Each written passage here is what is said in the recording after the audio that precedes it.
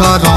अरे चाटी के कैला ढोढ़ी नरम राजा, चाटी के कैला ढोढ़ी नरम, चाटी के कैला ढोढ़ी नरम राजा, चाटी के कैला ढोढ़ी नरम। अरे ऐसे काहे करेला?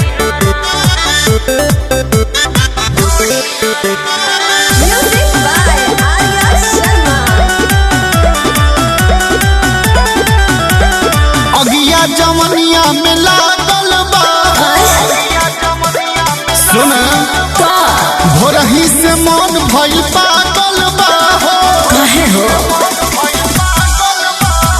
अगिया जवनिया में लागल बा हो, भोरही से मन भइल पागल बा हो। भइल बड़ा बड़का बेशरम बलम, भइल बड़ा बड़का बेशरम बलम, चाटी के कैला ढोढ़ी नरम राजा, चाटी के कैला ढोढ़ी नरम, चाटी के कैला ढोढ़ी नरम राजा, चाटी के कैला ढोढ़ी नरम। ऐसे मत करो।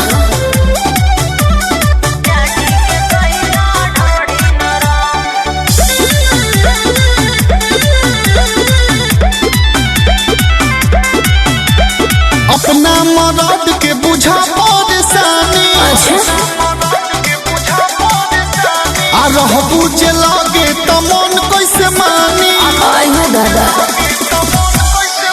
अरे अपना मरद के बुझा परेशानी, रहबू जे लागे